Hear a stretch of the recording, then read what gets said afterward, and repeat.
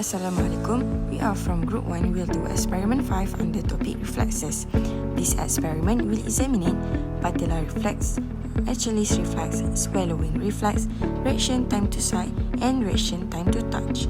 Lastly, we will calculate the speed of impulse transmission from foot to finger. This reflex is a quick and automatic response controlled by the spinal cord without conscious effort. The material used in this experiment is a small tendon hammer. First, the subject sits on a chair with one leg crossed over the other and stay relaxed. Next, we located the tendon just below the kneecap. Then, using the tendon hammer, we gently tap the tendon and observe the movement of the leg.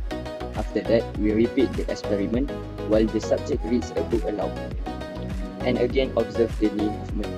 Finally, we repeat the experiment one more time, but this time the subject tries to stop the reflex while the tendon is tapped.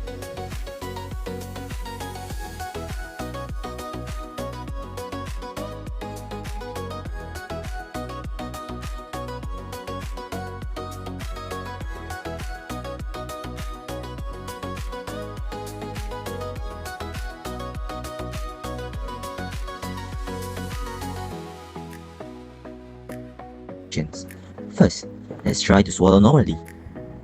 Now, try to swallow again immediately. You will notice it is surprisingly difficult, almost impossible to do it the second time right away. But why? Now, let's try with a glass of water. Notice the difference? With water, the swallow are smooth, effortless, and can be repeated easily. The stuck feeling we had with the saliva is completely gone. Swallowing starts as a choice, but is finished as a reflex. To trigger that reflex, your pharynx need a bolus, a physical mass like food or water, to press against the sensory receptor at the back of your throat. When you try to swallow nothing, after that first gulp of saliva, those receptors are stimulated, so the involuntary reflex doesn't fire. But with water, it acts as a continuous bolus, and the swallowing reflex kicks in every time. In experiment 5.4, we measure reaction time to sight. Both the experimenter and the subject each hold a stopwatch and start them at the same time. The subject focuses on the experimenter's stopwatch. As soon as the experimenter stops their stopwatch, the subject reacts by stopping theirs as quickly as possible. The time difference between the two stopwatches is recorded as the reaction time. This procedure is repeated several times, and the average reaction time is calculated for more accurate results.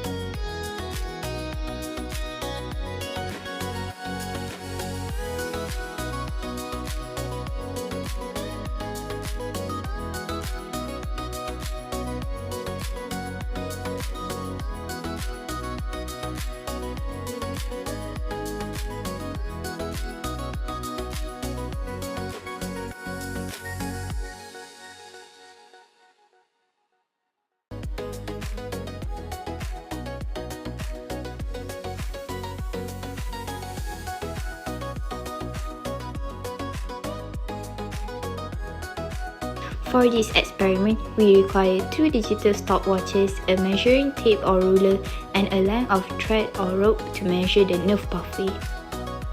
First, both the experimenter and the subject start their stopwatches at the exact same time.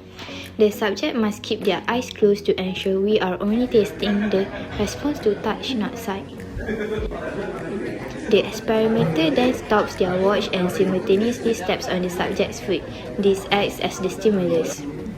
As soon as the subject feels the touch, they stop their own stopwatch. We repeat this process 10 times to ensure our data is consistent and to calculate an accurate average.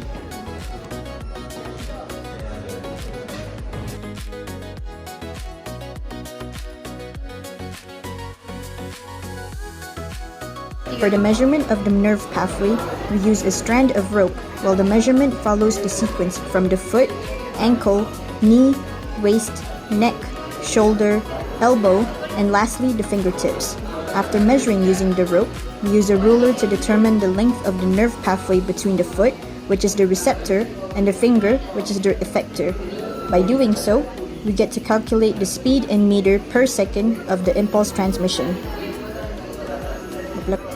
To understand the speed of the impulse, we must know how far the signal traveled.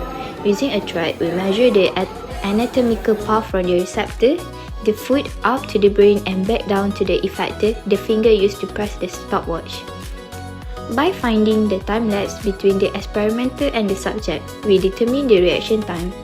In our trials, the average reaction time to touch was recorded.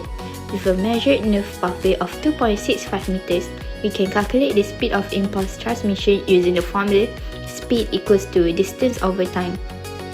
Our calculated speed was 0.0442 meters per second. In conclusion, this experiment demonstrates the complexity of the reflex art and the measurable time it takes for our nervous system to process a physical stimulus. The objective is to observe the reaction for each reflex to differentiate between spinal reflexes and cerebral reflexes. Result and question. Experiment 5.1 Patella reflex. First, how can the large sudden movement observed in the subject while reading aloud during testing be explained? Reading aloud acts as a distraction that reduces descending inhibition from the brain to the spinal cord, effectively priming the reflex arc and resulting in a more pronounced or exaggerate kick. Second, is the reflex affected when the subject deliberately attempts to suppress any response? Explain your observations. The reflex is generally not suppressed because it is an involuntary monosynaptic spinal reflex and that bypasses consequous brain control. However, consequous muscle tension in the quadriceps can sometimes dampen the visible movement. Experiment 5.2 Achilles reflex. First, describe the ankle jerk reflex arc by outlining the sequence of events involved in the producing the reflex. From stimulus to sensory receptor to efferent pathway, to integrating center to efferent pathway to effector and response. Second, does the response decline or disappear with repeated stimulations? Explain your observation. The answer is, the ankle jerk reflex does not typically decline or disappear with repeated stimulation, because the monosynaptic pathway is highly efficient and resistant to fatigue. If a decline is observed, it is usually due to neural refractory period or the subject consequous inhibition rather than a failure of the reflex arc itself. Experiment 5.3 Swallowing reflex. First, why is it difficult for humans to repeatedly swallow saliva in a rapid succession? The answer is, it is difficult because the swallowing reflex requires a bolus, a mass of liquid or food, to stimulate the sensory receptor in the oropharynx.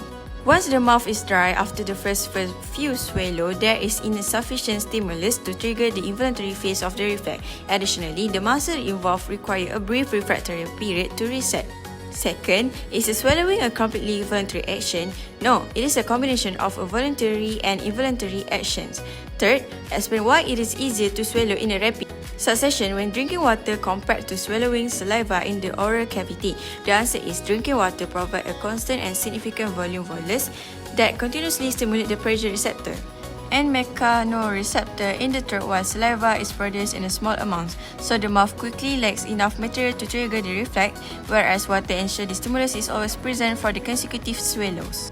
Next, is the subject reaction time longer in experiment 5.6 compared to 5.5? If so, what accounts for this difference? The answer is yes. This is because the nerve pathway from the eyes to the brain has a shorter distance compared to the hand to the brain. Second, what are the possible causes of the delay as the nerve impulse travel along this pathway? It is due to the conservation of electrical signal to the chemical signal, which cause synaptic delay. Which of the reflexes that you have invested are spinal reflexes and which are cerebral? Explain your answer. Example of spinal reflexes are the patella reflex and Achilles reflex, while cerebral reflex is a swallowing reflex. This is because spinal reflexes are completed within the spinal cord, while the cerebral reflex is completed by the brainstem. Number 4, what other reflexes are shown by human? What part of the central nervous system are involved in each case? Other reflexes involved in spinal reflexes are such withdrawal reflex and plantar reflex. For cerebral reflex, other reflexes involved are pupillary light reflex and gate reflex. Conclusion: this experiment shows the spinal and cerebral reflex are involuntary. These reflexes are important to the body as it can provide immediate protection to the body to prevent or minimize any harm done to any body tissue. In experiment 5.1 and experiment 5.2, the knee jerk and ankle jerk occur to help maintain balance and regulate tension in the lower legs. Other than that, for experiment 5.3, the swallowing reflex occurs to avoid any foreign materials from accidentally entering the lung that could be fatal. For experiment 5.4 and 5.5, the reaction time to sight is faster than the reaction time to touch due to the different length of neuron pathway, where the sight has a shorter neuron pathway compared to touch.